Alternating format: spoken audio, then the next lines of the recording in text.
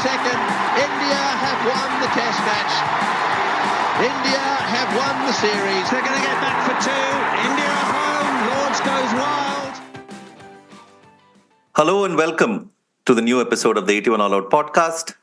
This is your host, Siddhartha Vaidyanathan, and I'm joined today by the regular crew, Mahesh, Ashoka, and Kartikeya.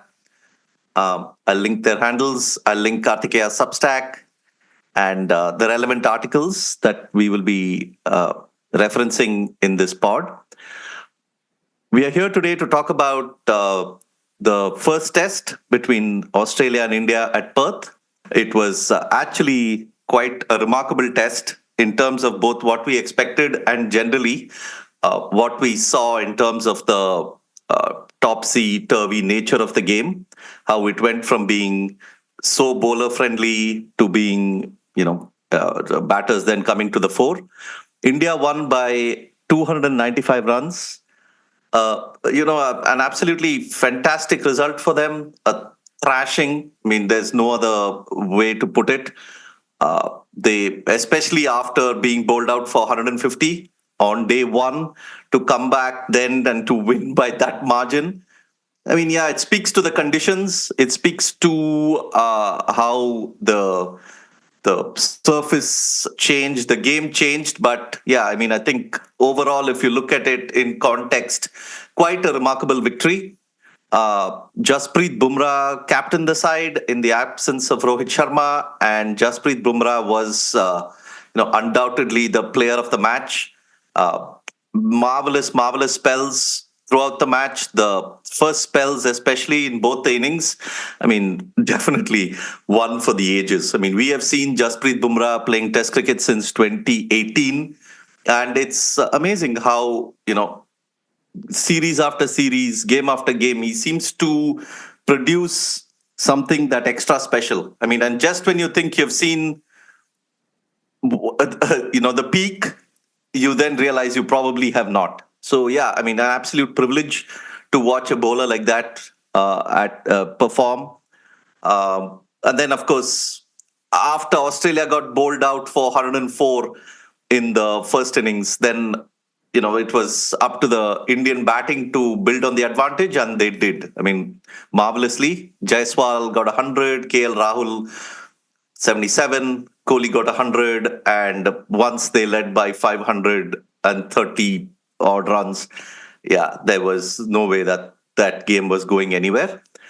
So let me bring everyone else in. I mean, just purely from a personal perspective, I've been watching cricket in Australia from the early 90s. I think 91, 92 was the first time India went to Australia. And, Perth always came with a certain aura. I mean, playing at Perth, they used to play at the Wacker ground before. Now they play at the Optus Stadium. But generally, the city of Perth held a remarkable aura for fans of my generation. I still remember vividly watching Curtly Ambrose and the West Indies play there in the early 90s. Ambrose's famous spell of 7 for 1. And then various other teams that have gone there, and not been as successful, Australia generally used to win at Perth. So for India to go there, I mean, of course, India won it in Perth in 2008, that famous test after the Sydney test. But, just the fact that they've gone to Perth and won by such a big margin, it means something. And, so it was quite a sight. I mean, Australia don't get walloped like this at home very often. I mean, I can't even remember the last time that this sort of a margin played out in a test in Australia. So, again, it's the first test of the series, and this has been a year in which who knows what will happen in Test cricket. I mean, it's been one of the most topsy-turvy years for predictions in Test cricket. And we may well see the series going Australia's way by the end of it. But good time to take a pause and relish this victory for India. Mahesh, congratulations. Sadly, they didn't give you the Player of the Match award. Mahesh was at Perth watching this test. And for all of us who have known Mahesh's record in Test cricket, is this your first Test victory ever? First Sena victory. Ever? First Sena victory. Okay. Yeah. How was it? Must have been quite a experience. It is beautiful. I always like going to Perth. I was there for the first test that they played on this ground, in which Virat Kohli last scored 100. So I may not be the lucky charm for India, but I certainly seem to be the lucky charm for Kohli because he hasn't scored Sena 100 since I last saw him. So more than Anushka Sharma, he should be glad to have seen me in the stands. It was a beautiful experience. I quite Yeah, he didn't. Did he blow a kiss to you in the stands? He should have. Yeah, I was close enough. Anushka Sharma was sitting not too far from where I was sitting. But anyway, it was a great experience, and I've always liked going to Perth. And last time also I noticed this. Not so much the last time, but probably if I look at the first time I went to Australia, which was in 2011, which was on the back of there was a time when there was quite a bit of student violence going on. Violence against Indian students, or maybe by Indian students. It's difficult to say who triggered it, who responded, but there was quite a bit going on at that time. So I remember when I first wanted to go, a lot of people advised me to be careful and so on. But I didn't have any incidents. In fact, it was quite a breezy, smooth trip for me. But I remember the cricket watching experience was very different back then. Of course, the first match I watched was in MCG in Bay 13. I had no idea why I would book my tickets in Bay 13. Coincidentally, I happened to be there on my first day. And they were even calling Sachin a wanker, right? They do the legendary chant. Yeah, and just for context, Bay 13 is one of the most raucous and wild stands at the MCG, and known has a reputation for being quite extreme rowdy crowd. Yeah. Yes. During the Mexican wave, they used to throw the beer up and throw the beer cans and the not the cans, but the plastic cups and so on. And the Aussie, like in general, it was a very chanty, noisy crowd, but nothing harmful, to be honest. Even in 2011, I felt very comfortable there. But if people came and had a conversation with me about cricket, and especially if they were a bit drunk, perhaps I wasn't sure where this was going to go at that time, maybe because that was also my first visit to the country. But things have changed so much over the last 12, 13 years that on this occasion, there's not too much chanting. There was quite a bit of crowd. More than 30,000 people turned up. And of course, the dominance of Indian crowds is another factor, which was not so much in 2011. And not just Indian crowds, just the general vibes you get. Vada pav and dal makhani and, not just Indians, even the Aussies were eating the same food. In fact, there were more Aussies. I don't think in this match we got vada pav, but anyways, if you got it, that's great. So, part of me was also starting to wonder. See, I understand the massive migration that's happened, and therefore a lot of Indians who live there come and watch it. And that's fine. That's always happened. Of course, the quantum of migration is gone up over the years. But personally, I was also thinking, when I was young and I used to watch these matches, part of my experience of watching these matches and how exotic they proved to be was because I saw the Australian crowds there cheering and singing and celebrating in a particular way and so on. Now, I felt like we not only outnumbered them, I felt like, see, if you're a fan like me who travels from another country to watch cricket, the ticket cost is the smallest component of my total cost of the trip. I have to book a flight, I have to book a hotel. In many ways, I'm insensitive to the price of the ticket. In some ways, am I like outpricing people who are local? And I've had this feeling even when I went to watch Aussie Open. Aussie Open, like you'll see a lot of people from outside coming and watching, especially the sort of finals and semi-finals and so on. You wouldn't see that in French Open as much, but you do that in Wimbledon. In many ways, the character of, let's say, the French Open crowds comes from the fact that they're local people and they behave in a certain way, which is also why French crowds are considered to be, let's say, a little more noisy and rowdy than other majors. I was also wondering, am I diluting this experience for those? Like if a kid were to watch it from India right now, they'll be looking at Perth and they'll be thinking, okay, but it's the same people. It's like destination wedding, It's an away match, but in so many ways, it's turned in India's favor. And part of me was also wondering, is this the Perth that I want to visit? When I went to Melbourne, I didn't have this question in 2011 because it was still a very similar experience to what I watched on TV. But now I had my own second thoughts. Am I doing the right thing?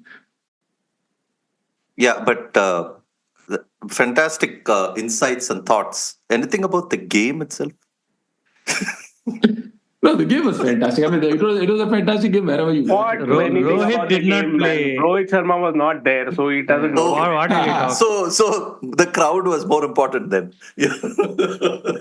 Okay, No, I mean This just to atmosphere completely- merchants is why I never go to a ground, man. Why are you watching crowd, man? You are paying that much money. Watch the cricket, man. No, the just to complete the point. Just to complete the point. I mean, it's probably the nature of grounds, nature of stadiums is probably going to. I mean, is changing and is going to change so. Over the next 10 years or so, that with not only Indians immigrating to different countries, but also people like you who are able to, afford to travel. Like now, I know a couple of people from the US, in fact, who are going to travel for the Adelaide Test. So, they are able to afford the luxury of doing that. And more and more Indians are able to afford that. I think the nature of cricket watching itself will considerably change. I mean, the Lord's crowd will not be the Lord's crowd that we grew up watching, for instance. It will not be, it will be probably more raucous than what Lord's has been traditionally associated with, and so on. It already is. No, but that is I'm fine. saying- Okay. Let me just sort of add some nuance to that. That is the way the world should go, and that is a reflection of the larger migration patterns in the world. And I have absolutely no issues about it. Let's take the Indian angle out of it. Okay, the only concern that I've had about, let's say, tennis, for instance, is that if people like me who can afford to travel, and therefore I will travel. Basically, we're out muscling people who are like, if you happen to stay 2 streets away from Rod Laver Arena, but you can't afford the ticket. I mean, that's a pity. And part of the reason why you can't afford the ticket is people like me, for whom ticket is a very small portion of the total cost. We tend to be sort of insensitive to the price. And I can say this for Aussie Open particularly. Every year, the price keeps going up and up and up. Like the first year I watched the Aussie Open finals, I could get a ticket for $180. Like a pretty good view. Today, that ticket is more than $600. And, every year I go to Aussie Open, I meet more people from Singapore than from like Australia in the auditorium. That's my only concern, that you are basically, there is a risk that it becomes like a destination wedding. The whole purpose is set up for people like us. Of or course, like me. of course it is. It has been happening for years, and you don't have to go to Perth and all to find it out. Come to India for a IPL match. Some rubbish seat in 7,000 kilometers in the sky that will cost like 50,000 rupees. No, You will not even be able to see anybody. But that demand comes from local. See, the fact that you're being priced out by... No, it's not about locals or globals or whatever. It's about who can afford it and who can't. Your a fundamental point is there may be people in Perth who may be able to afford the tickets, and you are not muscling them out. No, it's only about people who can't afford it. And that may be a foreign or a local. And it happens everywhere. It happens in every sport. It happens in every event. No, it doesn't. It doesn't. It really does. Live events cost a lot more than what they... No, but if you have adequate, like for instance, live football in England, it is still filled majority of the people by the local fans. He's still not said anything about the cricket. Try one more time, Sid. Now that you're at it, at least tell us a bit about watching Bumrah spells live. At least little bit. It is outstanding. Okay, I'll come to that. The fact, we've had this conversation about watching cricket on TV versus at the ground. And, every time I go there, I'm even more convinced that that's the best way to watch. And I've got just one more evidence that it is the best way to watch. And just talking of Bumrah, right? Like the fact that I can completely ignore everybody else on the field and focus exclusively on Bumrah is a kind of liberty that you cannot get on TV. And there is so much to watch in him. There is so much to admire in everything that he does. I mean, just to start with, right? Like, if you don't have the extra advantage of having all the analysis and commentary and replays on TV, if you watch the first innings Australia bowling, very clearly you can see that this is a very unique wicket, right? It's not a wicket like any other wicket, even in Australia, let alone the rest of the world. So the bounce is obvious, and therefore the length that they bowl and the length that the Indians should bowl is obvious. So when Bumrah started, naturally, some of us are sitting and chatting and saying, okay, it's important for Indian bowlers to not get carried away with the bounce, and I hope they find the right length and so on. Bumrah comes and finds the right length right away. I mean, perhaps he's played a couple of balls in his first over down the leg side, but otherwise he was spot on right away. And not only does he find the right length, I mean, on a wicket like that, to be able to hit the stump so consistently, either in the form of bold or LBW, how does he do that? It's like he's played in Perth all his life, but he's not. We usually talk about, Ian Chappell in those days used to talk about how transitioning from a low bounce surface to a high bounce surface is a much harder transition as compared to the reverse. And now we are just coming on the back of a 3-love loss against New Zealand. And then, come here. And then Bumrah straight away hits the length. Hits the length that, even the Aussies kind of did not. And then, of course, Siraj also bowled pretty well, especially in the second innings, he bowled beautifully. And all of them are so athletic. I mean, I'll talk about Bumrah later, but let me also talk about Australian fast bowlers, especially in the second innings, right? It appeared like they were flat and they were not getting much help. But on the third day, the way they bowled, I was so impressed with the fact that even in that heat, and the heat is brutal. I mean, the temperature readings are very, very misleading for someone who's lived pretty much all his life in between Chennai, Mumbai, and Singapore. Very, very similar hot, humid weather. I struggled in Perth, and the temperature was like 27, 28 degrees, not like 35, 38, And again, there is another case of adapting to the conditions. I can very clearly see how, forget everything else, forget the skills and the craft and all that. Just the fact that if you're a semi-professional unit or an amateur unit, the amount of time that it takes for you to just get used to the new place in terms of food, in terms of the weather, in terms of just the regular routine. I mean, I can see why past Indian teams struggled, or most teams struggled, because they were kind of semi-professional entities. The fact that these guys can hit the ground running right away speaks a lot to the fact that there is so much more professionalism in the game, and particularly in this Indian team. But I was very impressed with the way Australia bowled on the third day. I mean, of course, you can argue that Cummins should not have given as many overs as he did to Labuschagne towards the end and so on. But if you exclude those last 5-6 overs, the way they went about it, and they were so athletic. I mean, they bowled so many overs, and they bowled in such extreme heat, and they were not getting much from the wicket. And they still were right on the mark most of the time. So I was quite impressed. Ashoka, this is why you watch Test cricket at the ground, Ashoka. This is the reason. So you can speak for 25 minutes without referring at all to the cricket. Yeah. A. B. As someone who has seen a Bumrah fifer in the ground, and as someone who has also seen a lot of Bumrah fifers on TV. If I remember, it's the Bangalore Test against Sri Lanka, right? Yeah. It's absolutely zero difference, dude. I mean, I feel the same thing when I watch it on my TV. He is as hot and humming and blazing as he is on the ground. I mean, I don't need 10,000 other people going ooh and ah. No. I am intelligent enough. I know when good cricket is happening in front of me. This atmosphere.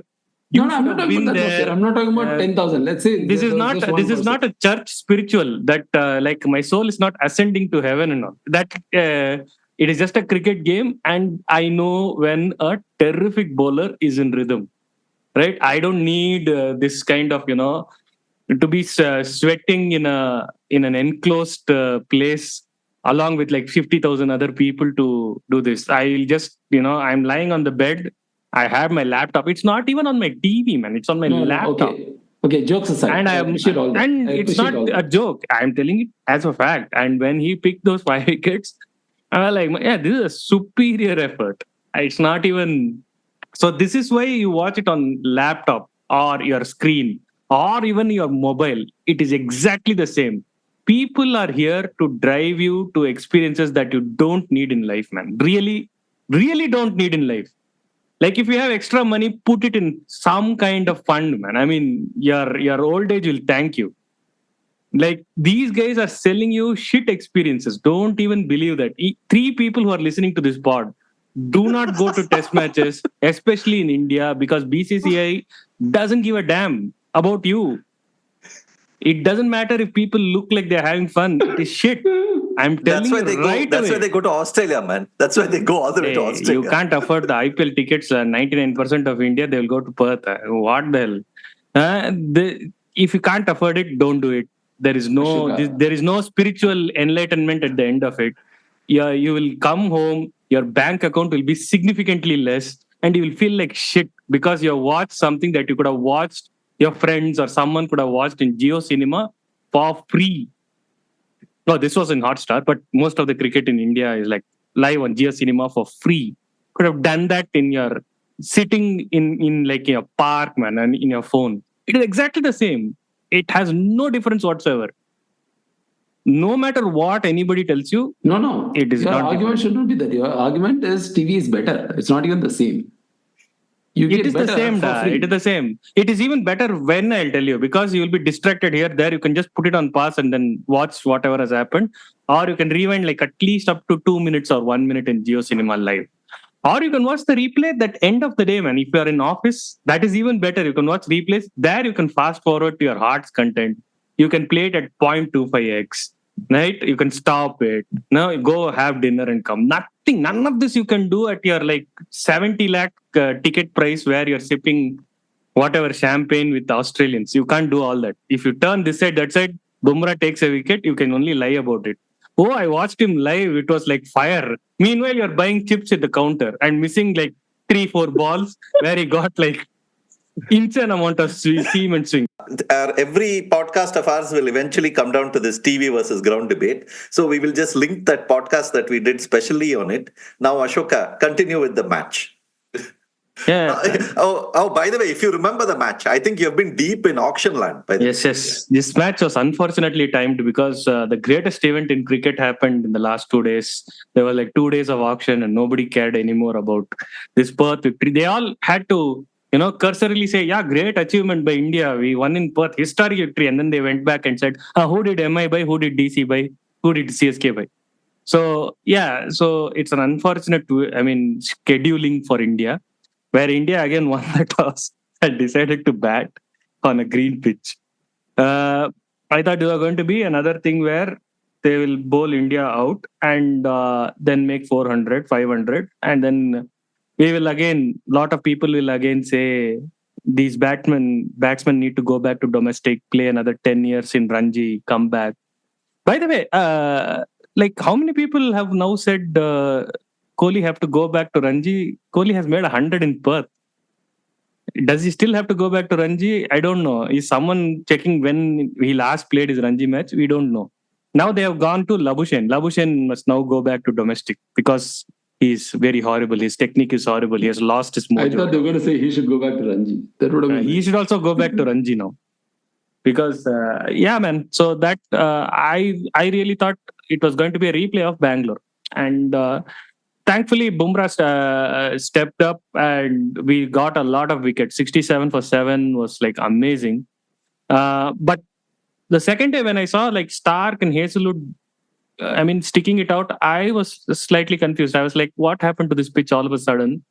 Maybe, it has lost a little bit of sting, like seam movement it has lost or whatnot. But still, with a 46 runs lead, I still thought this was going to be a 3-day test. I thought India will be bundled out for 180, 190. But it didn't happen. Jaiswal kept playing, KL Rahul kept playing, Kohli scored runs. So after KL Rahul would have kept playing in the first innings also, man. Simply they gave him out, that umpire. Otherwise, KL Rahul would have never got out only. Yeah, one dodgy decision. Come on. Anyways, you're advocating for Karnataka blood. Team KL. But anyway, so they kept batting, and after a point in time, like when they were 200 for no loss, I thought Australia had done, because no matter how flat the pitch is, I didn't think they were going to chase like 400 and all. 260, 270, they may go up to, but 400, because all these knee-jerk reactions aside, I think something, is wrong with their batting, man. I mean, Kartikeya will come and say nothing is wrong with their batting, but some loss of form has happened. That's what I could see, because not just this series, they were. Labuschagne has been having a lean run for a while. Smith has been having a lean run for a while, and they are very, very crucial because they have lost Warner now. So outside of those two, there is just Usman Khawaja. Head is a lottery. If he comes and hammers you for like 45 minutes and it comes off, the game is taken away from you. Otherwise, no. Marsh also, I don't think Marsh is like a 200 ball, 80 run cricketer. He is also a hammerer of balls. So, yeah, I mean, it comes down to Khawaja, Smith and Labuschagne. And if two of these three players lose form, they are in trouble. And with the Indian attack, it seemed like Siraj and Bumrah were enough. Harshit Rana, I thought he bowled a little erratically, but between all those erratic balls, he bowled like two of the best balls in this match, man. Like his first wicket of Travis Head was like a genuine, glorious delivery. And even his last wicket I think he took Alex Carey's wicket. Yeah, I think so. Or was it Hazelwood? I don't know. Alex Carey, I think. Alex Carey got out last time. That was also a brilliant wicket. I mean, a slower ball bowled. So between those two, I thought he was a little erratic. Coming to Harshit Rana, I think the selection was a bit wonky by Indians, man. I mean, they took a lot of... I don't know what they hedged for. They hedged for a lot of batting with Nitish Reddy. And I think they again hedged for batting with your guy, Nitish Rana, because Nitish Rana can bat a bit. So these two choices... Nitish Rana? Not Nitish Rana. What am I saying? Nitish Rana, you're deep into option. Oh my God. I'm not even going to cut this, man. I'm going to keep this in the pod. Shame on me. Harshit Rana. Yeah, Harshit Rana. Harshit Rana has a first class 100. You're right. Yeah, he has a first class 100. And they hedged also Washington Sundar, the bat. Washington Sundar was, I mean, it was a straight swap between Jadeja, Ashwin and Washington Sundar. They're going to take one. And all three of them give you some kind of batting. No, Jadeja more so than the other two. But these two, the other two choices were quite surprising. Nitish Reddy and your Harshit Rana, not Nitish Rana. Your Harshit Rana was surprising. Because, Ashoka, how Ashoka is equating Ashwin, Jadeja and Sundar like they're all the same. When Jadeja was picked for Ashwin, he was outraging saying they're not the same. Ashwin is so much better. But now that Sundar is picked for Jadeja, he's like, all are the same. No, in the sense that they all have for batting, man. If you pick Akashdeep, he doesn't offer as much batting as your Nitish Reddy. But he's a better bowler, I think. And he's actually picked international wickets. This was Nitish Reddy's debut. And if you take that kind of a risk going into a Perth test, that was a weird thing at the start of the match. But somehow they won it, so now nobody will question all those. It'll be interesting to see if they do this, if they play the same squad in Adelaide. I don't think so, but let's see. No, I'm thinking had India lost this game, right? And which is they would something be murdered, man. They would be murdered. No. I'm thinking of the reasons that would have been put forth. Number one, no warm-up game. Okay, how can a team go and play in Australia, that too in Perth, without a warm-up game? That would have been number one reason. Number two would have been, what man, these guys and all totally mediocre fellows. What is the point of thing? And now the reverse is happening in Australia. The narrative there is that this team is so woke that's it. There is no hope for them. Apparently, the wokeness has completely ruined the Australian culture. And so the form and all, nobody's talking about. It's all woke. All these fellows are saying... Pat Cummins missed the last ODI against Pakistan to go watch Coldplay in Sydney. Coldplay, yeah. And that was talked about quite a lot in the stands. And I also saw Gideon mention that in his podcast. But to be fair, if you go watch Coldplay, what kind of a music taste you have, man? What nonsense. That in itself is a fireable offense. I don't care if you missed a match, but you went to see Coldplay. Hey, you're the best bowler in the world, Ra. What nonsense. See, this is where the what did you wokeness say? has crept in. Did you Wokeness just has say crept in. something like best bowler in the world? Who's that? Oh, yeah. By the way, what you actually said you're the best bowler in the world? Okay. Time to bring in KD. Kartikeya. Niklo. What did I do now? No, I mean, just bringing you in. That's all. Nothing else. After all the talk of 3 wickets for 150 runs. You have a lot to say, man. You have a lot to answer. And he refuses to bowl himself. He lets Manas Labuschagne When I said they will play Nitish Reddy in the preview, this guy said, I'll be amazed if they play Nitish Reddy. Now be amazed. Oh, dude. I said Washington Sundar and both you guys laughed me out of this podcast, man. What is going on over here? Stop it. KD, thoughts? Yeah, but all these selections don't really matter, man. I mean, in India had vastly the better the conditions, and then Jasprit Bumrah took 5 wickets in his opening spell in the match. He had 2 opening spells in the match, and he took 5 wickets. Like that's like 1/4 of all the wickets India need to take to win a Test match. He took them in 8 overs of bowling. Or whatever it was, 9 overs of bowling or 10 overs of bowling, whatever. And I mean, when you get that much from one guy, everything else is possible. I mean, come on, it got to a point where Virat Kohli made a century in Perth, where 71 of the 143 balls he played were from an off spinner, a part-time off spinner, and Manas Labuschagne. Okay, so this is probably the easiest Test century Virat Kohli's made since some random century he made against Bangladesh in 2017 or whenever it was. So this is not. I mean, this was a Test match decided by the conditions, and the conditions I think basically made the toss completely decisive. I mean, everybody says that, the pitch should be green on the first day and then flat on the second and third day, and then it should offer some turn on the fourth and fifth day. But that's a bloody unfair pitch, man. Whoever gets to bat on the second and third day is going to have a huge advantage, no? I mean, this Test match is like a complete write-off, man, as a contest.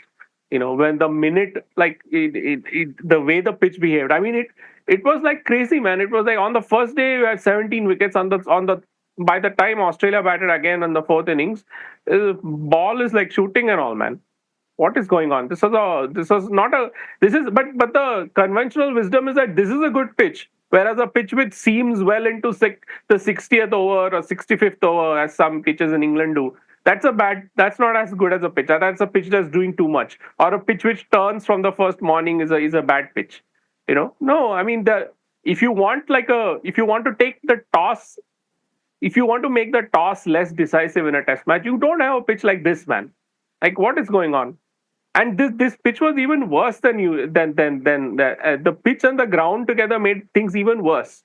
The ground was so lush, the outfield was so thick that all the usual stuff where you will get some abrasion with the old ball, and you will get some reverse swing with the old ball. Even that didn't happen. Once the ball got old, batting was relatively simple. And that's another reason why Bumrah taking 5 wickets in his first spell was so important, because he decimated Australia's resources spectacularly very, very early in both innings. So I mean, all this talk of Labuschagne ko batting nahi aata hai or whatever it is all bullshit, man. It doesn't really matter. No? It's not real. There's nothing in it. I mean, there's as much to it as this idea that KL Rahul, who's currently the second coming of Sunil Gavaskar, because he has this impregnable technique, was the rubbish guy who had to be dropped 3 weeks ago. Come on, it's not. This is. I mean, not enough will be said about this, but this was a Test match decided by the toss. Pretty much the Bombay Test and the Pune Test and the Bangalore Test were decided by the toss. But that was because of the weather. In Test cricket, especially these days, with draws having pretty much gone out, a lot of matches are decided like this. No, right? but come on, then you don't have a first day pitch where the ball is seeming 8/10 of a degree on average. where every over there are 2 balls which are seeming more than 1 degree. That's like a lottery, man. Like, I mean, that could produce anything from like 40 all out to 200 all out, given the bowling that these guys have. Is that what happened in this test? Yeah, of what course. was The first innings when Australia bowled, there was like 0.8 degrees average seam, and every over there were like 2 balls which seemed over 1 degree. And when a ball seems over 1 degree, it's unplayable, man. You can't trust the length, you can't trust the line, you can't trust the trajectory, you can't trust anything because you have no idea what's going to happen. And there's no technique against that. Labuschagne has a very, very, very, very refined technique against fast bowling. I mean, basically the way he plays, because he leaves so much on length, that is the technique which works in Australia most of the time, especially in pitches like Perth and Brisbane and even MCG recently. Because the thing is, if the ball is new and the ball is moving off the pitch, then when you leave the ball, you're not offering any edge to the ball, right?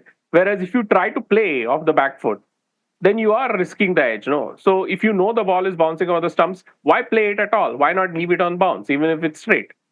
So it is a good idea, but like it's a suicidal idea when like the Bumrah is going to like get the new ball to keep low, man. It's not Labuschagne's fault. There's nothing he can do about it. And let's face it, I mean, Bumrah is out of this world, man. I mean, that guy is like, we talk about him every time, and he's always better the next time we watch him. I mean, I still think that Bumrah's bowling in the 4th innings in Bangalore was magnificent. And he's been in like some form, like he's been humming like ever since he came back from injury last year. But India's support bowling wasn't great. I mean, Mohammad Siraj was good. Harshit Rana was erratic. I think on a better pitch where the batters can trust the bounce a lot more, he'll get hammered. I mean, even here he went for 4 and over. That's a lot, and I think they're unlikely to trust him on a better pitch. Which I'm sure one of the next 4 pitches is going to be good. I mean, I think the pink ball pitch will be a good pitch. So, yeah, I mean, I think I don't know what to make of this test match. I mean, this is basically a lottery which India won because the toss went the way it did. I mean, so it's comparable to Bangalore against New Zealand in terms of just the test and the outlier nature of it. Yeah. No, but there's a difference. I mean, I think it's important that we talk about this because, like, usually what we tend to do is that it's basically India and Australia situation that we kind of see in India's home matches. Then we say that India were unlucky. And typically the question gets asked then, was Matt Henry lucky to do what he did? Or was Jasprit Patel lucky to do what he did? And this is a good sort of counter perspective to offer that, even with the toss, even with the kind of luck that India had with the pitch playing the way it did, you still needed, first of all, a resource like Bumrah to be able to exploit it. If you didn't have a Bumrah, you could have still lost. And of course, the other argument is, okay, if India were lucky to win the toss, then the same thing happened in Bangalore. I mean, what happened differently here is that the pitch was still lively enough that even after India got all out, there was a passage of play in which Bumrah ran through them. Like if Australia survived that, again, like there is a bit of luck involved. Let's say if they were 3 wickets down, they could have actually batted the next day on the perfect day to batting conditions. And they could have probably taken this match away from India. But it doesn't actually, even Stark and Hazelwood batted for quite a bit on that day. So yeah, imagine exactly. If it was Smith and Head. It is entirely possible, right? On another lucky day, they could have been 3 down. Bumrah, let's say they played out Bumrah with a bit of luck, and the rest of the bowlers were not as penetrative. But again, when we talk about luck, this is a good sort of counter, view to take, because usually we kind of tend to say this about India losing, but here we are talking about India winning. On a lottery. But again, what we mean by lottery is the fact that you still, even if you get a lottery your way, you still need to have all the resources that you have to exploit. All 22 players are extremely skillful. I mean, they are all very, very great players. They're the best players in the world going. Let's not. I mean, obviously, when you say lottery, it's not like you going and buying a ticket. It's basically that. You get to bowl in very favorable conditions. But having said that, one of the things I was surprised by was like Australia. When Australia bowl in Australia, they have this tendency to bowl back of a length. They prefer that, and they tend to do that. They have traditionally tended to do that even more in Perth and Brisbane, where there's bounce. So, for example, McGrath in Australia, he gets like 2/3 of its wickets caught when he bowled in Australia. But when you get to like Perth and Brisbane, then that figure goes to like 80%. 80% of his wickets, roughly 75 to 80%, something like that, in Perth and Brisbane is caught. So they are always going for that back of a length to try to hit the shoulder of the bat, and get Like the Kohli first innings wicket, the classic Perth dismissal. Yeah. Yeah. And even like the Khwaja first innings dismissal, where he's caught at second slip, but I mean, one of the things I was surprised by was that when it became flat on the third day, I mean, there was sort of no effort by Australia to bowl dry. I mean, and that might have been difficult probably because it was not a slow pitch, because on a slow pitch you can bowl straight and you can sort of have a strangle with a cordon on the leg side. Whereas over here, it was not hard for the batter to time the ball, so because the ball was still coming onto the bat, even if it was keeping low. So, it's like they didn't have any other option.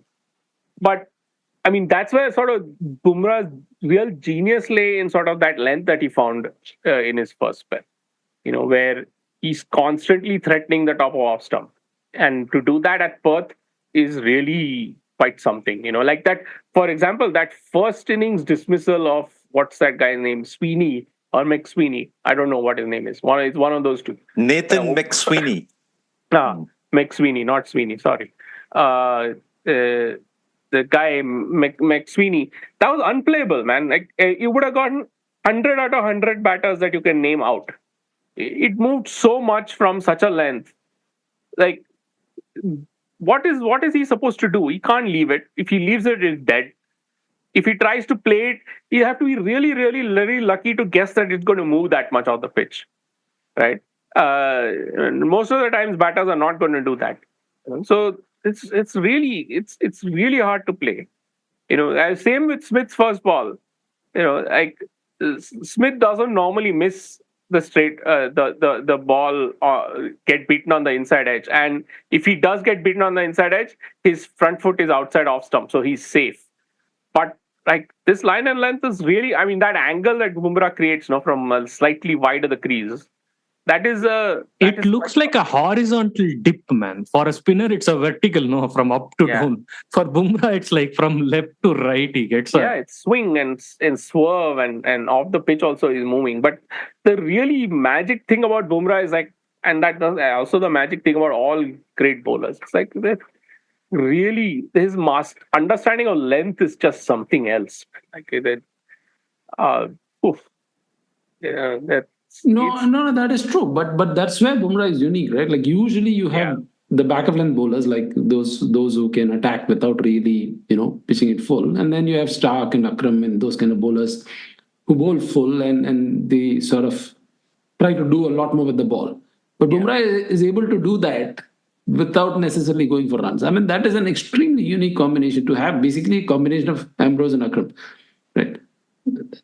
I mean, the comparison would be with Marshall, but Marshall was before all our time. So we don't actually come to think of it. Ambrose also before our time only, but like Ambrose is like Perth. You have to say Ambrose, like, so that's. No, but Ambrose we saw a lot. I mean, at least I have seen a lot. I have not seen a lot of Ambrose or anything like that. I mean, I might have seen like maybe one test match involving Ambrose. It's like the Barbados test of 1997.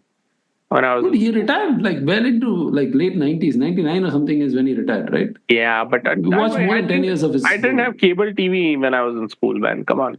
That is for kids that's like why. So that is the legends like you. We and all. Not legends like me. My parents thought like I was already a lost cause. like if me with cable TV in school would be a completely lost cause. So Yeah. By legends, I mean your parents are legends. No. Your parents are legends to have done that. I My also parents, understand were why not like you watch games on Excel sheets now. No. But the point is, Ambrose is a good point. Ambrose is probably the best visiting bowler who has visited Australia. I mean, yes, I was looking at the numbers: 78 wickets at 19.79. I mean, that's just astonishing. But there was a point in this Test match where Bumrah's average went below 20. And that's like mind-boggling. I mean, you mean career average, not bowling average in Australia. Career average, not bowling Australia. Yeah, but- Career bowling average, 180 wickets and less than 20. I mean, Yeah. what is that even? but that's okay. I think that okay. That's a like a nice milestone thing. It's whether it's 21 or 19. It's I don't think there's much difference. The really interesting figure about Bumrah is that he's collecting 4.5 wickets a Test match, despite bowling so much in India.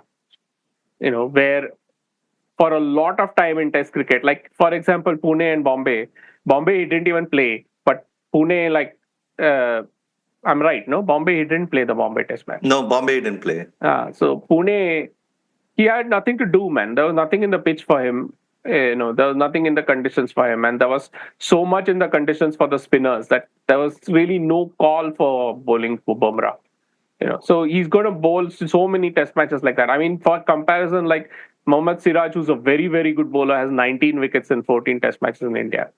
Jasprit Bumrah has nearly 4 Test matches a wicket in India, where about 40% or 30% of the Test matches he plays in India, he has nothing to do. So that 4.5 wickets a Test is extraordinary. I mean, for an Indian fast bowler, that is like an Australian fast bowler getting like 5.5, 6 wickets a Test match. That's a crazy figure. Yeah, that is. But I'm just finishing the point that I had. His ability to get wickets in such a wide range of conditions is unrivaled. I mean, I don't think there's another bowler like that in the world right now. Yeah, absolutely. I mean, just to finish the point. Yeah, exactly. We'll come to that workman soon. But Marshall in Australia had 45 wickets at 23. Ambrose in Australia had 78 wickets at 19. And Bumrah has 40 at 18.8. So, I mean, he's in that space, very well into that space. And, it's remarkable. I mean, and Australia is not the only place. I mean, we saw what he did in West Indies. He went and perhaps bowled his greatest spells ever. I mean, the bar is so high, but he perhaps bowled his greatest spells ever. What do you mean by his greatest spells? You mean the greatest spells ever? Okay, yeah, the greatest spells ever in West Indies in those 2 tests. And then we've seen what he does in India. And then South Africa, England, I mean, you name it, right? I mean, New Zealand, he played both those tests, right? In New Zealand. That's probably the one place where, he's not been like as superior. But next WTC cycle, that will also happen. He'll go take wickets there. Yeah. I mean, there's no reason why he doesn't even have a 10-wicket haul. And you guys are celebrating him so much. 10-wicket haul? In a Test match. He doesn't have one. He has a 9-wicket haul, I think. That's all. Yeah, but that's because he's bowling it along with all these guys who are also taking wickets, man. I mean, it's not like Richard Hadley, who was the one good bowler in that team who could take wickets in bucket. Malcolm Marshall also bowled with other great bowlers. Pat Cummins also bowls with other great bowlers. Maybe I had to share his wickets with Vaughan and Gillespie. Come on. Okay, so now you're getting into that zone. Okay. Next match he'll take. Don't worry. 5-wicket hauls in New Zealand. No 10-wicket hauls ever. Now you'll start saying in the 4th innings of the match against South Africa. Of course. But 18 crores for Mumbai Indians, man. Does any bowler have that? Tell me first. Does your Malcolm Marshall, whoever, I mean, we can Richard give 180 Hadley, crores for what he does. Dennis Lilly, they have 18 crores. In their IPL. lifetime. No, sorry. Dennis Lilly doesn't have that much in IPL. Sorry. Unfortunately, he didn't play IPL. I mean, he could have held on for a while. Unfortunately, he retired too soon. Forget IPL. Talking How many about tests Dennis did he Lilly. play in India, man? Dennis Lilly did play any tests in India also. Correct. He didn't even come to India. Ran away. Talking about Dennis Lilly, there was this moment where on the final day when this Nitish Kumar Reddy is bowling. No, honestly, and I was like just about falling asleep.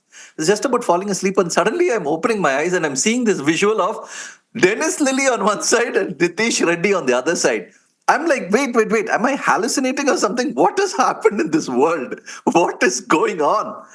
And they're comparing those two actions and all. I'm like, dude, this place has gone bonkers, man. What? Who is coming up with these? First of all, visuals? I don't want to listen to commentary. That's why I'm muting. But if you do such visual crimes, what should I do? I should only turn off the broadcast. What can I do? But yeah, I mean, the little bit that we saw of them in the test match, it was pretty good. Good debut for him. I mean, he made that. He top scored in the first innings, actually, Nitish Reddy.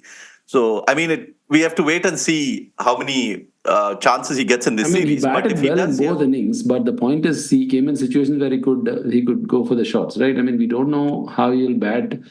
I mean, I'm impressed with what I've seen of his batting, but on bowling, I'm not sure. I mean, between Sundar and him, we have like 1.25 bowlers, and Harshit Rana is probably 0.75. So between those three, you'll have two bowlers. I'm just saying that, especially when you have Akashdeep in the team. I mean, okay, Shami is not there. That's a big sort of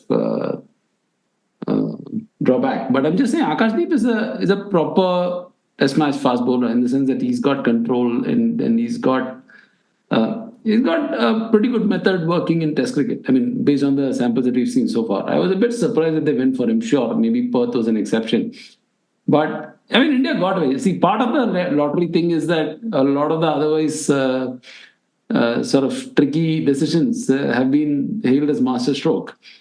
But we don't know. I mean, it's a long series, and part of the reason, let's say, why Cummins kind of let Manas Labuschagne bowl after a while, even though he was getting hammered, and I mean, partly to help Kohli get to 100. But I'm just saying, it's also a long series. It's a 5-day series. So, I mean, it's way too early for us to read too much into this test match. Victory, as much as it's fantastic and feels great. And some of these decisions will come under a lot more scrutiny in the future tests. Well, did you just say Pat Cummins made Manas Labuschagne bowl for Kohli to get to his 100? Wait, what was that?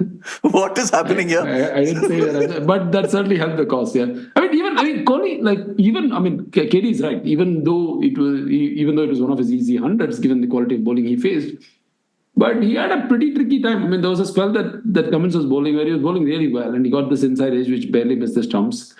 He got an outside edge to Lyon a couple of times. So much so that even when India was 400 ahead, they had a slip in place. And then one went through the gate, barely missed the stumps against the line. I mean, it was a... I was happy to see him score the 100. Who missed the stumps, which on another day wouldn't have missed the stumps and so on. Yeah, it's just too early for us to... Okay, to the extent that anybody thought Kohli had, let's say, a technical problem, which I didn't see, to be honest. That's not yet fixed, let's just say that. I mean, come on. By default, the default assumption about these technical problems is that they are all fiction. Like on the end of the first day, the 17 wickets fell on the first day. And at the end of play, you had Matthew Hayden giving one big lecture on batting technique, man. When you are driving a car and you approach a bend, you slow down. Mad. It was like I don't understand this urge to constantly give explanations whose loud, uppercase subtext. It is a subtext in name only. It is really the atmospheric text of all this stuff is that the batter who gets out cheaply is an idiot, and the bowler who doesn't get wickets is also a fool. And really, these are really stupid people who are doing really stupid mistakes and making obvious things which anybody sitting in the living room can see and change. Right? Matthew Hayden is the Australian Pookie Maharaj, man. Australian what? Australian Pookie Maharaj. Okay. You are all old, young people will get this reference. You have to explain, okay, if young people will get it, it's fine. Boomers like us need not worry about these references.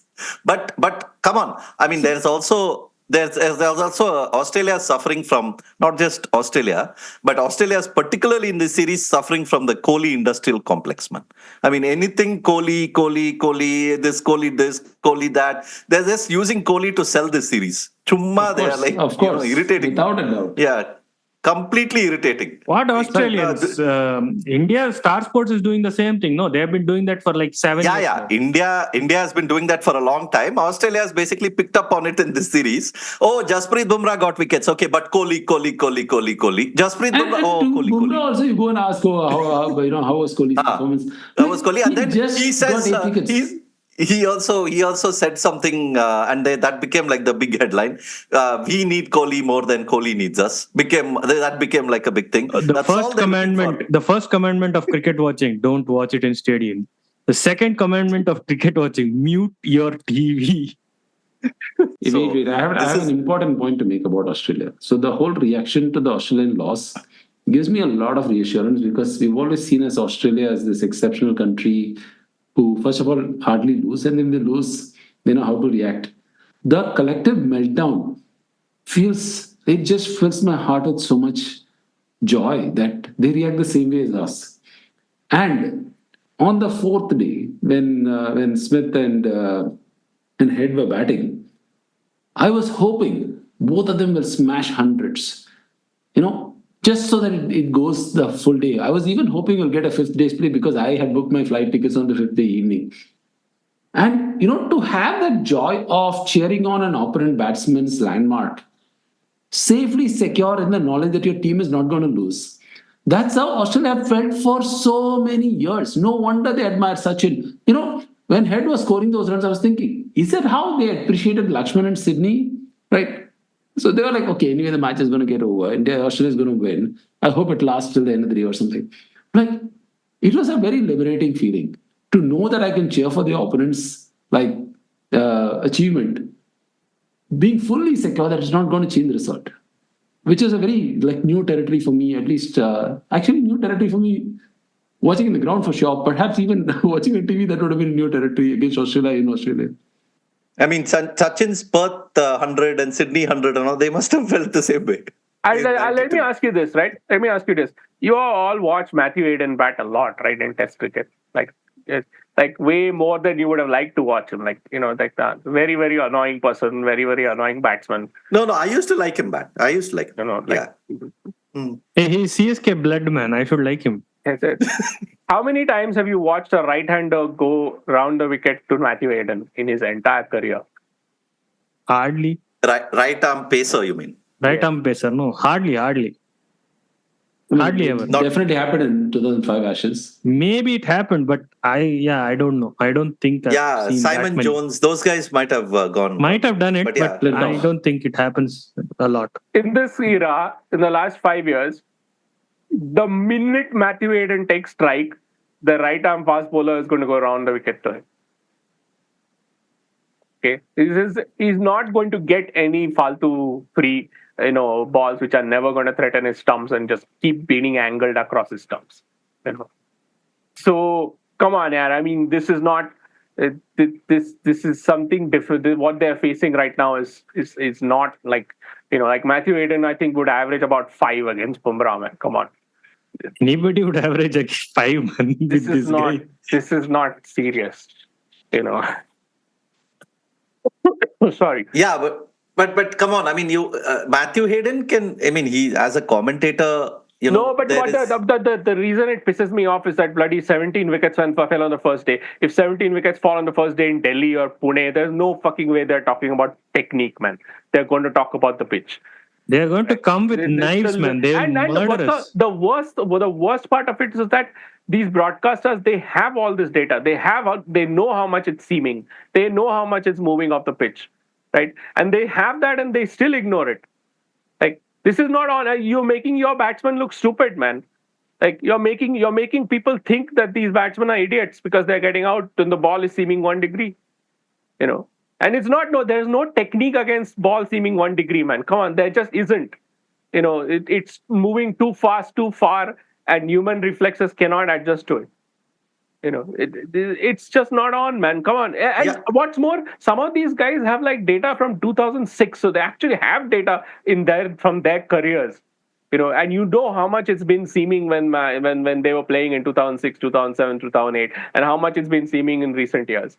How flat the pitches used to be in Australia, and how like you look at the first day pictures of the 2008 Perth Test match, and you look at the first day pictures of this Perth Test match. And that one is bare, like there's not a blade of grass on the pitch. And this one is green. So like, come on, yeah, you are supposed to be like cricket experts. Like, where's the cricket? It really, really like pisses me off, man. What the hell, yeah? And what is worse is that we are all supposed to, on the one hand, say that, oh, these are all great players, what skill, this, that. And then you completely ignore the skill when you actually describe what they're doing. Yeah. What the hell?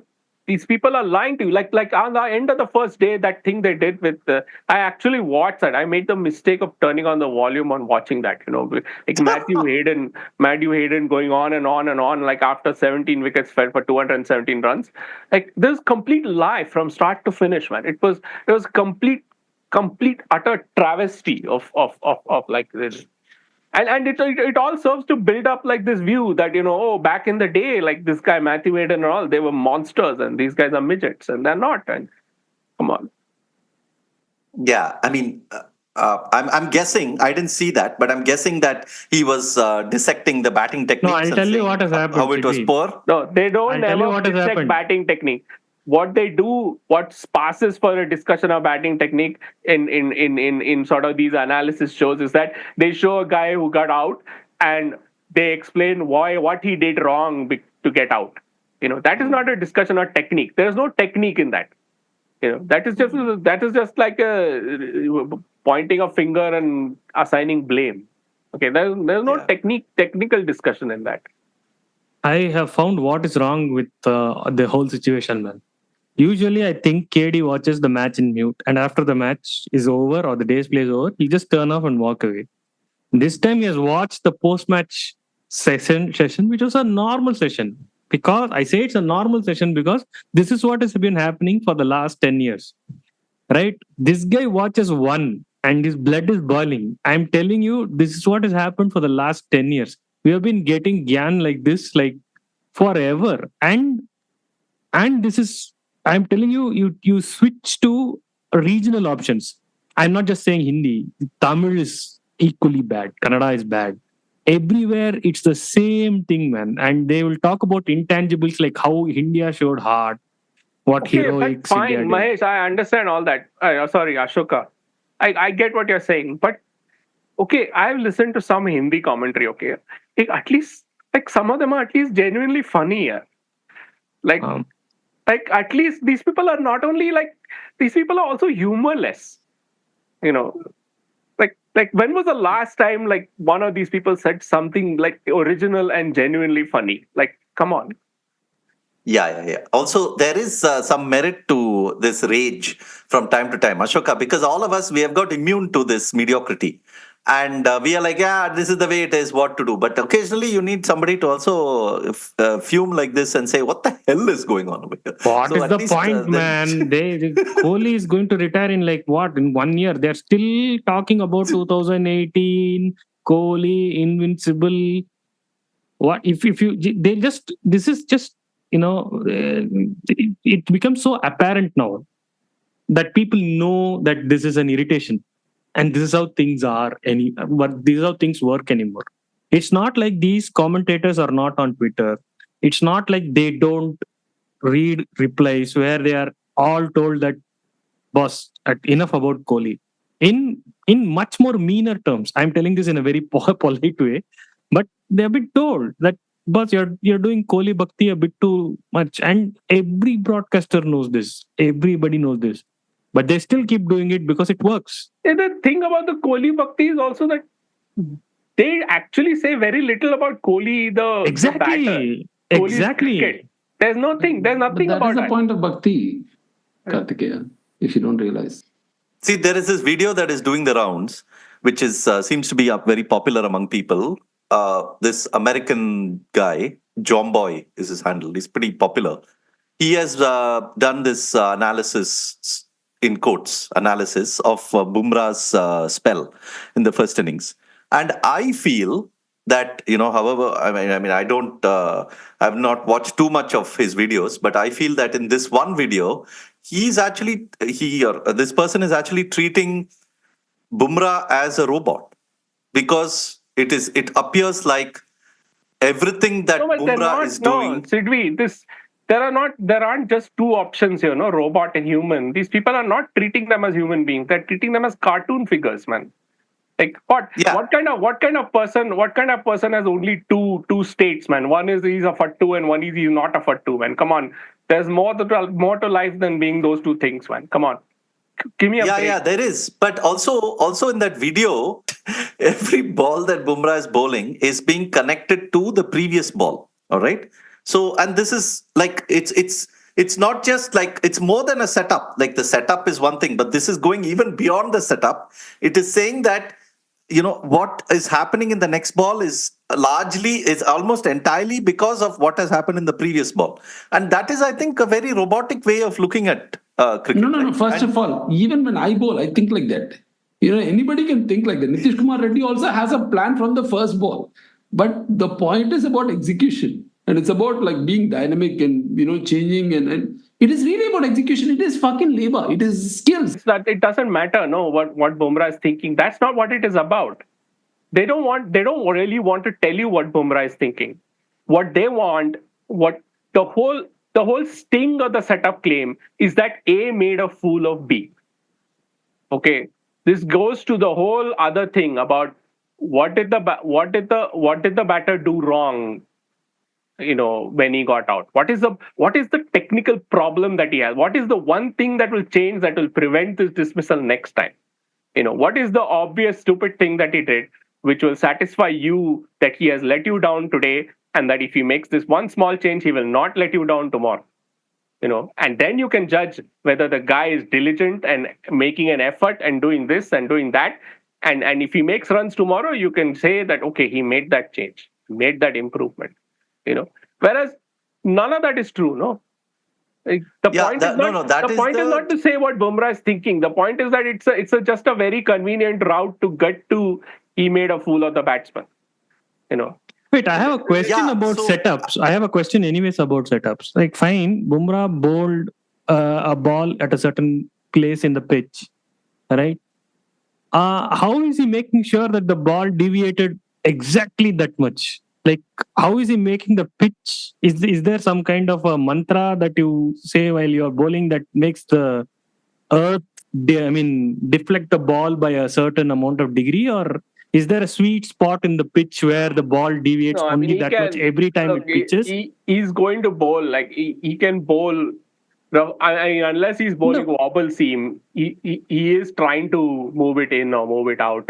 No. What the keyword there is trying.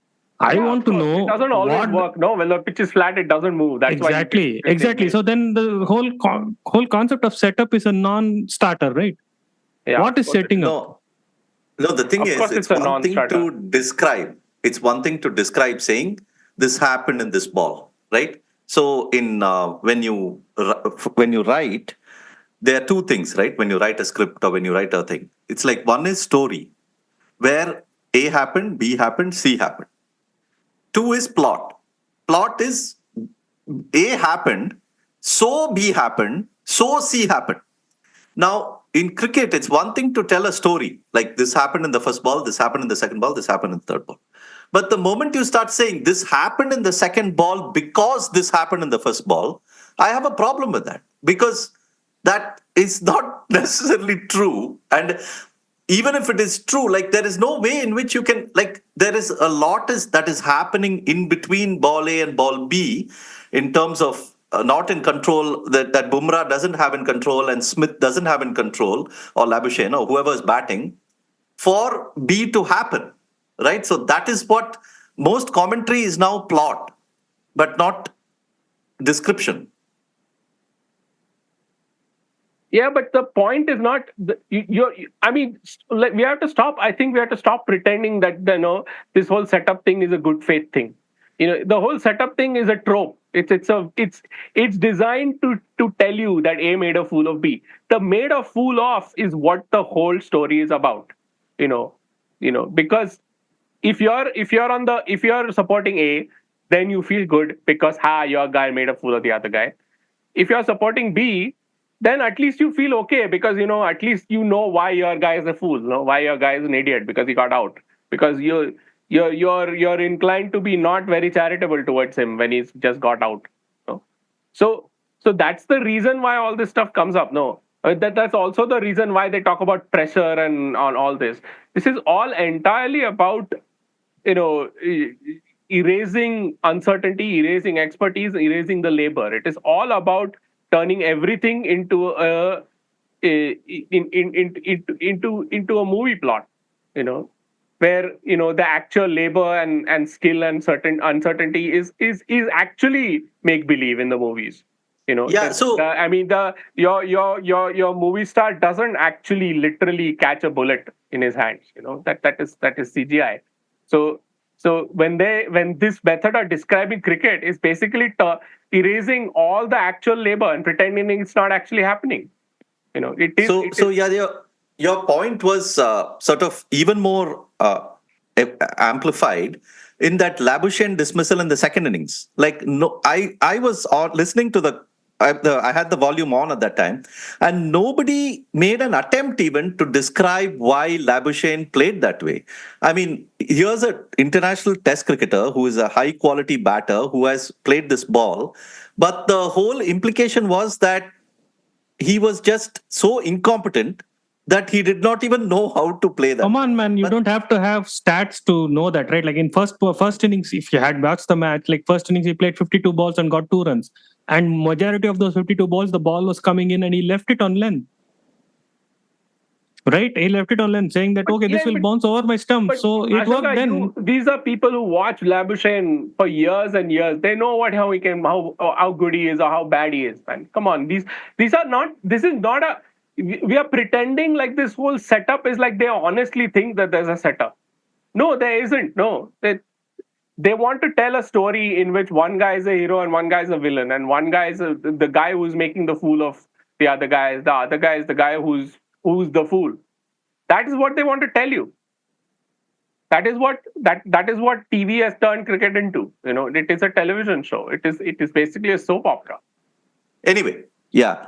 No, Jaiswal. I think we should say a bit more about Jaiswal, man. I mean, it's not every day that you have a player come up like this. I mean, first of all, plays across formats, and secondly, there was one shot that he played of Stark, where he, it turns he basically just bends his whole body into a position, and then he sort of gets him over the square leg for 6, right? Did you remember that shot? That's the 100. Yeah, he gets to. No. That is the ramp. That is the ramp, which was. Yeah, there's an early 6 as well. But yeah, the ramp was even quite extraordinary because the ball actually goes over fine leg. It sort of swerves. The bat is at such an angle that the ball is actually swerving away.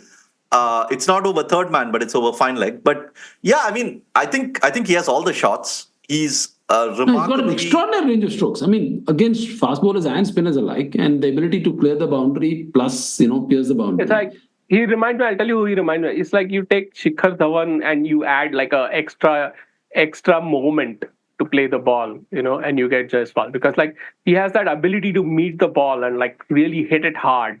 Like he rarely does pushes. He doesn't push the ball. Either he's driving it or he's cutting it or he's flicking it. Or he's pulling it, he never does that, he's never sort of guiding the ball into some direction, or he's defending, that way he's got like a very sort of, how do you say, what let's call it a pure game, without all the pejorative connotations of pure. Yeah. But I mean, come on, Gill, Jaiswal, all these guys are like, really, you don't play for India at age 21 unless you're... No, but even in that league, Jaiswal is the range of strokes that he has against fast bowlers and spinners. And again, like, we cannot take it for granted that he has this extraordinary ability to clear the boundary. And he has also also he has, I guess, this extraordinary support structure, and like what that Rajasthan Royals give him, like the number of balls he's able to hit, like is extraordinary. Like, I mean, he looks practiced at all time. It's really hard to imagine what a rusty Yashasvi Jaiswal would look like, you know. Whereas with Gill, once in a while you see like him, like, just he hasn't played for a long time, and then he starts playing, and then it takes him a little bit to get to sort of line up the line and length and stuff. But and Jaiswal also has this very pure technique where he trusts his hands a lot. That's why he meets the ball so well. Huh? Yeah. A lot. Yeah. I mean, the six that he hit of Lion, it seemed like a miss hit. And just before that, he was complaining that he has some forearm pain. So it looked like he's not going to be able to, play well, and his movements will be restricted. And then, like, they apply some spray, and then he comes down the wicket and clears the boundaries by a massive distance. 100 meters. Comically, It didn't look like a 100-meter six at all. Comically, I made a mistake. I thought he was an all-format player. Midway through the match, I realized he has not made his ODI debut yet. I was like, how but did he that will happen? He will soon. but He's predicting the future. that's just a quirk of how. When Mahesh's squatter finally goes, like, he will. And No, man. also, I think he will push everybody out. He will get in. He's I mean, there's no way he's not going to play. No, man. Let's be fair to Mahesh's squatter, man. That Mahesh's squatter's one-day form in the last 2 years has been like I don't know, monstrous. Like, he should play that format more, I think, and leave the other formats for the youngsters. But talking about the hitting the ball, I think it was. I was listening to a bit of the ABC commentary during the test, and Glenn Maxwell, one of the veterans, he brought up Roy Fredericks, and he said that how Jaiswal actually. I said Maxwell. Glenn Maxwell. Jim Maxwell. Sorry, Glenn Maxwell is like a RCB guy. I mixed up my Maxwells. You Jim laughed Maxwell, at me for the veteran Nitish commentator. I know. He compared the hitting, just the force of the hitting, to Roy Fredericks, and he brought up Fredericks' famous 169 at Perth, which was an iconic innings there in 1975. When West Indies won that test. So it was interesting for that comparison to come up. And of course, not for the extraordinary myth building around that innings. If anything, this is a compliment to Roy Fredericks, right? That he's being compared to this. It is. Yeah, because that innings has become it's like part of Australian cricket folklore now. And how Ian Chappell went to Greg Chappell and said, "Have you ever seen the scoreboard move so quick?" And Greg Chappell said, "Yeah, you can afford to do that because you're no more captain. But I don't even want to look at the scoreboard now." And all those stories. So that innings has become iconic for various reasons. But I was just finding it interesting that somebody even made the comparison, and it obviously Jim Maxwell. It needed someone like Jim Maxwell from that vintage to make that comparison. Just one question for Mahesh before we wrap up. We haven't spoken about Pant at all in this test, but one of the things that was strikes me about Pant is how that guy's defense is so compact. Like, he's an extremely compact defensive player, and yet occasionally there will be a ball in which he basically plays the outrageous shot. But through that first innings, what struck me was how beautiful his defense was. But that's always been the case about his game, right? His game, I mean, like Kerry was talking about Jaiswal, I think Pant is probably an even simplified version of batting. Like, it's a very simple game. His ability to defend and attack have very clear objectives, and then he meets those objectives. He doesn't need to have a range of defenses. He's just saying, okay, I'm going to keep this ball dead. And in many ways, his defense is like when it's built for purpose, it is built beautifully. It does its job. You will very rarely see him sort of get those. You'll see that with Rahul, for instance, right? He uses he takes off the sort of bottom hand a lot to ensure that even the balls that he misses do not carry to the slips and so on. Which a lot of, like Dravid used to do that. A lot of what we think are good technique people. I mean, Rohit does it. But with Pant, you don't see that quite often. He when he wants to basically make the ball dead, he does it with a lot more effectiveness, where he doesn't have to resort to other gimmicks, right? Sorry, also want to talk about Pant from a keeping perspective. This is something I've never noticed this before.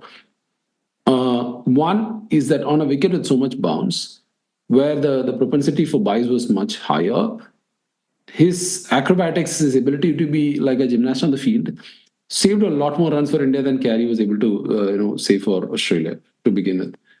And also, I don't know if I've not paid enough attention to this, but the slip cordon in the Indian slip cordon right now is covering a lot more real estate than they used to do before. Like when Dhoni was a keeper, the range that he could dive to his left, when the left hand is batting, or to his right when the right hand is batting, was limited. And therefore, as a result, the first slip came in closer. And because the first slip was closer, the second slip was closer.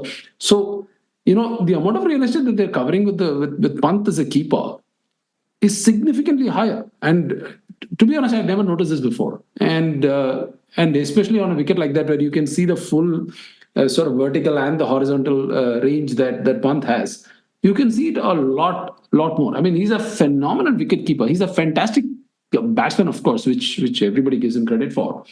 But what we don't give him, in fact, I would argue that he's probably the best wicketkeeper we've had against fast bowling. I mean, against spinners, you could have a few choices. But against fast bowlers, especially when we go outside of India, he definitely expands the capacity of the slip cordon. Yeah, I think we covered what we could, and we covered more than we probably normally do. But that is also because we had atmosphere man Mahesh at the ground.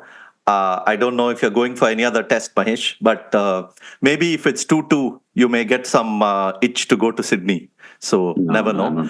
We'll get back to this. There's a bit of a break now, and then they play a warm-up game, a tour game, and then after that there's a test in Adelaide, the day-night test. So yeah, we'll join you after that. We'll review that test. But for now, thank you for joining.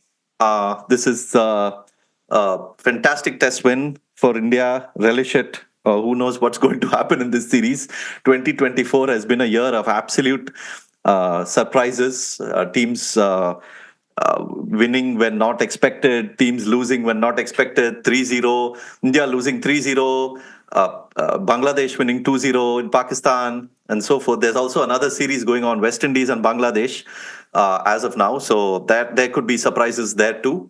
West Indies, of course, won that first test, but we'll join you after Adelaide. Thank you so much for joining, Mahesh, Ashoka, and Kartikeya. 81allout.com is our website. At 81allout is our handle on X. You can send us feedback on our website, on Spotify, comments on X, on any the platform that you want. Mahesh mentioned Mike Coward's book, Cricket Beyond the Bazaar, which we were privileged to republish. So please pick that up. It's about the history of India-Australia cricket, focusing on Australia's tours to the subcontinent in the 80s. There's also the Gideon Hayes' fantastic book, The Summer Game, which talks about cricket in Australia in the 50s and 60s. Magnificent read, and something that you may want to pick up. And there's also Mike Marquis's famous book, War Minus the Shooting, about the 1996 World Cup. So these are the three titles that we republished. So please pick them up. I'll put links to them. Thanks for joining. Looking forward to the rest of the series. Good night and take care. India have won the series. They're going to get back for two. India home. Lords goes wild.